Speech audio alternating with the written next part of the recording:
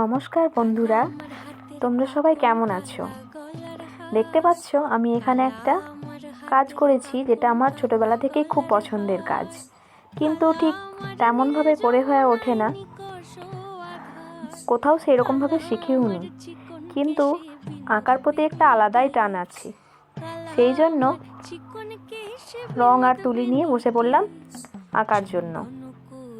আমি কোনো প্রফেশনাল কলকা আর্টিস্ট নই, কিন্তু তাও একটু চেষ্টা করেছিলাম, দেখি কেমন করতে পারি।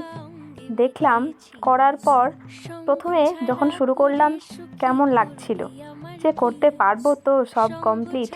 কিন্তু দেখলাম তারপরেও যখন সব করতে আরম্ভ করলাম, দেখলাম না, আমি পারবো। দেখলাম, চেষ্টা করলাম, দিয়ে ফলস্বরূপ দেখতেই পাচ্ছ তোমরা কেমন করতে পেরেছি। সবাই জানিও কেমন হয়েছে।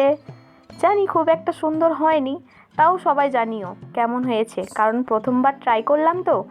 সবাই জানিও কেমন হয়েছে। এটা ছিল একটা আমার কাকিমার দেওয়া তার ছেলের বার্থডের জন্য করা। এই কয়েকটা দিন আমার শরীরটাও খুব খারাপ ছিল, তাই ঠিকমতো বসতেও পারছিলাম না, কিন্তু তার সত্ত্বেও আঁকার প্রতি টানের জন্য আমি ভাবলাম করে দেখাই।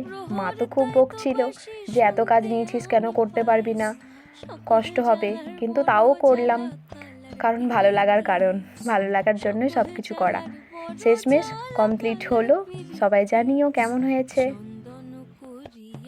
আর হ্যাঁ, এই কাজটাতে আমায় সাহায্য করেছে আমার বোন অনু। আমি একা না, দুজন মিলেই সম্পন্ন করেছি।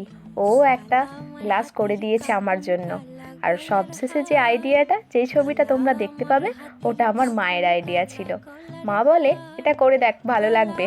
আমি বলি ঠিক আছে, তো মায়ের আইডিয়া মতো করা যাক।